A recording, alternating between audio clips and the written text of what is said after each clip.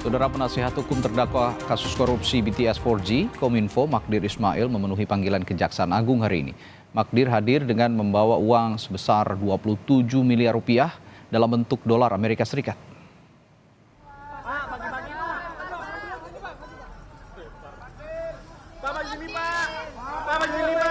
Pak Magdir, bagi dong. Magdir tiba di gedung Kejaksaan Agung pada pukul 10 pagi tadi. Sambil dibantu sejumlah asisten, Magdir datang dengan membawa uang sebesar 27 miliar rupiah dalam bentuk dolar Amerika Serikat. Magdir menyebut pengembalian uang ini merupakan komitmen kliennya, yakni Irwan Hermawan, agar kasus korupsi menara BTS 4G Kominfo dapat menjadi terang benderang. Sebelumnya pada 4 Juli lalu Magdir mengungkap ada seseorang yang menyerahkan uang tunai sebesar 27 miliar rupiah terkait kasus korupsi BTS. Magdir tak membantah orang yang mengembalikan uang itu adalah pihak yang menjanjikan bisa mengurus kasus BTS di Kejagung. Untuk menyerahkan uang sebagaimana komitmen kami atas nama klien kami Irwan. Jumlah uang yang kami bawa 1,8 juta dolar Amerika. Uang ini akan kami serahkan atas nama Irwan untuk recovery terhadap hal-hal yang sudah pernah dia terima dan sesuai dengan komitmen ini yang kami bawa semuanya. Mudah-mudahan ini akan memberi terang, lebih memperjelas posisi dari klien kami Irwan dalam perkara ini. Oke. Ini sumbernya dari Pak Irwan, Pak ya? Ini sumbernya atas nama Pak Irwan. Oke. Nanti kalau sudah selesai kami dari atas, nanti kita bicara lagi. Oke.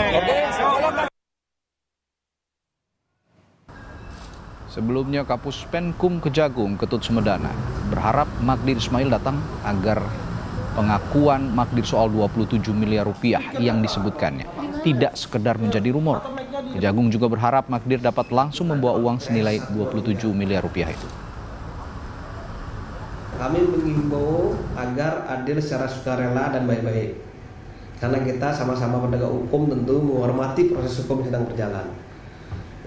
Ini kan bukan karena kami, karena beliau yang menyampaikan terlebih dahulu di media. Jadi polemik ini biar tidak berkepanjangan, kita klarifikasi beliau.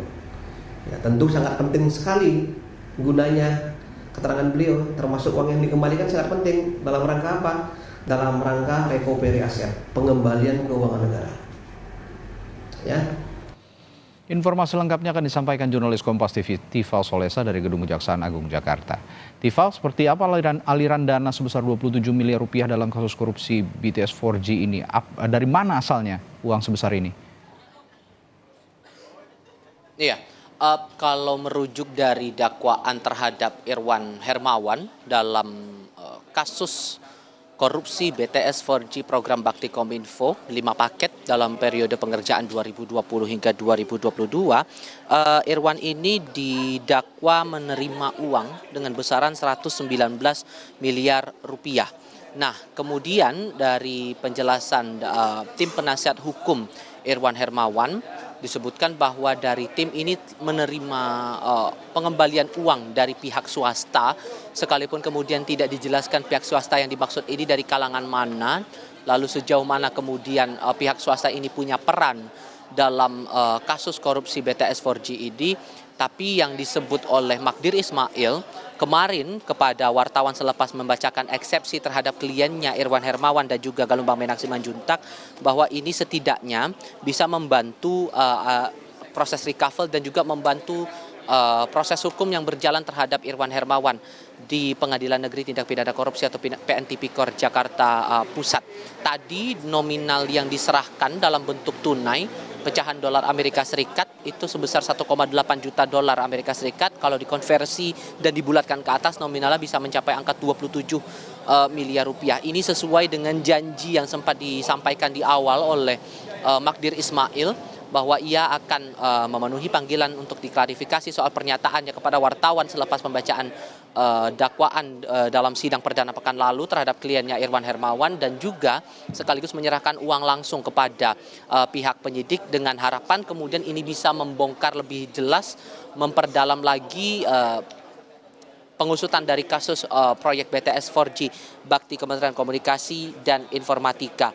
Ia juga menyampaikan kemarin dalam keterangan persnya bahwa sedikit banyaknya angka 27 miliar rupiah ini bisa mengurangi beban pidana terhadap Irwan yang dijerat atau didakwa menerima uang 119 miliar rupiah itu. Walaupun kemudian ia juga menambahkan sebetulnya jauh sebelum proses status dari Irwan ini sudah ditetapkan sebagai tersangka oleh Kejaksaan Agung, ia telah mengembalikan dana dengan besaran 8 miliar rupiah, tapi ia tidak melihat itu menjadi pertimbangan lain bagi jaksa penuntut umum dalam surat dakwaannya telah mengembalikan dana 8 miliar rupiah. Jadi harapannya kemudian tertuju pada proses yang dilakukan oleh tim penasihat hukum Irwan Hermawan yang berlangsung sekarang di Gedung Bundar Jampitsus Kejaksaan Agung, mengembalikan mengembalikan uang 27 miliar rupiah kepada penyidik Jampitsus untuk kemudian bisa diusut lebih terang terkait kasus ini. Yang masih jadi pertanyaan sampai sekarang adalah uang ini datangnya dari mana? Pihak swasta mana yang kemudian dimaksud oleh Magdir Ismail? Ia masih belum menjelaskan detail, bahkan ia mengaku terakhir kali saat saya bersama pewarta lain mengonfirmasi kemarin selepas sidang di Pengadilan Tipikor, ia mengaku tidak tahu, tapi yang jelas ia menyebut bahwa ini datang dari kalangan swasta. Ini juga yang menarik untuk dicermati, apakah kemudian pemeriksaan terhadap ataupun juga pemanggilan terhadap Magdir ini sebatas pada penyerahan uang tersebut atau ada pemeriksaan lanjutan juga yang berlaku untuk Magdir Ismail ini sehubungan langsung dengan perkara BTS 4G Kementerian Komunikasi dan Informatika. Yang perlu dicatat juga di sini bahwa Magdir ini sebetulnya sudah masuk dalam panggilan kedua untuk hari ini karena harusnya diperiksa di tanggal 10 Juli kemarin di hari Senin, namun dengan alasan tertentu sehingga Magdir meminta agar pemeriksaan terhadap dirinya diubah atau dijadwal ulang pada hari ini 13 Juli 2023 dan langsung berhadapan dengan tim penyidik Jampitsus Kejaksaan Agung Republik Indonesia. Radhi. Ya, seperti janji Magdir Ismail tadi, kuasa hukum dari Irwan Hermawan, juga nanti setelah adanya pemeriksaan terhadap dirinya di Kejaksaan Agung akan ada keterangan lebih lanjut.